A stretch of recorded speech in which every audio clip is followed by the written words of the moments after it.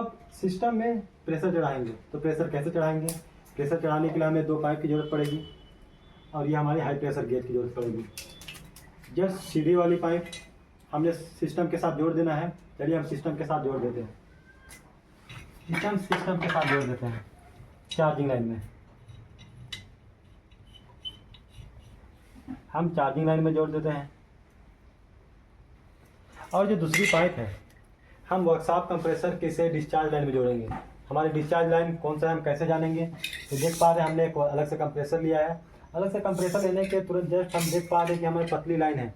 Just हम अगर ध्यान करेंगे कंप्रेसर में तो ये जो पाइप की जो डिफरेंस है ये आपको अलग अलग देखने को मिलेगी। ये मोटी है और ये पतली है। हम उसे पतली वाला में जोड़ देंगे, दूसरी पाइप को जो गेज में लगा हुआ है हम इसे जोड़ देते हैं। यहाँ हम जोड़ दिए हैं। जोड़ देने के बाद हमें इस गेज को ढीला कर देना है। हम इसे ढीला कर दिए हैं। ढीला कर देने के बाद हम इस वर्कशॉप कंप्रेसर को ऑन करेंगे। वर्कशॉप कंप्रेसर को ऑन करने के लिए हमें इलेक्ट्रिसिटी की ज़रूरत पड़ेगी। आप देख पा रहे हैं हमारे पास ये बोर्ड है, इसमें इलेक्ट्रिसिटी पहुंचाया हुआ है, इसमें हमारा करंट आ रहा है। और ध्यान रखेंगे जब हम इलेक्ट्रिसिटी में काम करेंगे तो हमारा जो फर्श है ये नमी अवस्था में नहीं होनी चाहिए, मतलब कि भींगी नहीं होनी चाहिए, जिससे आपको करंट लगने की संभावना बनी रहेगी। इसे चलाने के लिए बिल्कुल सप्लाई में जोड़ दिया गया है और LPO रिले के माध्यम से इसे कनेक्ट कर दिया गया है। कंप्रेसर को जोड़ने के बाद हम इसे सप्लाई देते हैं। चलिए हम इसे सप्लाई देते हैं और इसे ऑन कर देते हैं। ये स्विच ऑफ है, इसे ऑन कर देते हैं। और आप देख पा रहे हैं यहाँ कंप्रेसर हमारा स्टार्ट हो गया है। और इस सुई को ध्यान देंगे, जैसे कि हम जानते हैं कि किसी भी सिस्टम में अगर हम प्रेशर भरते हैं मतलब कि लीकेज चेक करते हैं। यदि हमारा सिस्टम जो है लीकेज रहेगा तो जब हम गैस चार्ज करेंगे तो गैस हमारी धीरे धीरे निकल जाएगी। तो जब तक हमारी गैस रहती है तब तक कूलिंग होती है। तो हम ध्यान देंगे कि जब भी हम किसी का काम करेंगे तो पूरी तरीक़े से सेटिस्फाई करके हम काम देंगे।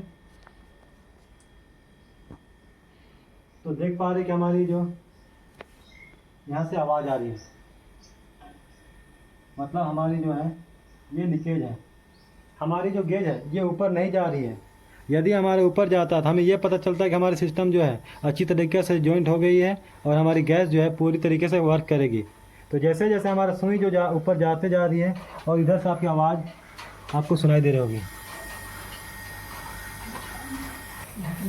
जैसे कि आपने देखा था कि हमने जब वैक्यूम कर रहा था उस समय हमारी सुई को जितना हमने रोका था ये सुई जो है हमारे ऊपर चली गई थी। इससे हमें ये डाउट हुआ कि हमारी सिस्टम जो है ये कहीं लीकेज है। तो जैसे आप देख पा रहे हैं कि हमारी जैसे हम प्रेशर इसमें भरे हमें लीकेज पता चला। हम इस लीकेज को दूर करेंगे। लीकेज दूर करने के बाद हम मौसम को भी ध्यान देंगे। हमारी मौसम बिल्कुल ख़राब हो रही है, हमारा मौसम बिल्कुल ख़राब हो रही है, लगता है गैस चार्ज नहीं होगा।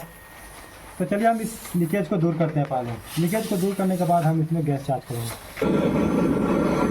अब हम लोग इस दोनों पाइप को वेल्डिंग करेंगे। आप देख पा रहे हैं कि जहाँ लीकेज था सिस्टम में अच्छी तरीके से हम इसे जोड़ देंगे। ये हमारा डिस्चार्ज लाइन है और कंडेंसर को अच्छी तरीके से हम जोड़ देंगे मजबूती से, ताकि बाद में प्रॉब्लम ना हो। तो हम इस बात को ध्यान रखेंगे और जब भी काम करेंगे परफेक्ट करेंगे। ये कंडेंसर हमने अच्छी तरीके से जोड़ दिया है। आप देख पा रहे हैं हमने अच्छी तरीक़ा से इसे जोड़ दिया है। जोड़ देने के बाद हम सिस्टम में प्रेशर चढ़ाएंगे। तो जैसे कि हम जानते हैं कि फ्रिज का जो सिस्टम में जब हम प्रेशर चढ़ाते हैं तो इसमें हम 250 से 300 PSI प्रेशर चढ़ाते हैं। आप देख पा रहे हैं हम प्रेशर चढ़ाने के लिए वर्कशॉप कंप्रेसर का प्रयोग में लिए और हाई प्रेशर गेज का हम 250 से 300 प्रेशर चढ़ाते हैं। उसके बाद हम नेक्स्ट प्रक्रिया करेंगे। जैसे कि जानते हैं वैक्यूम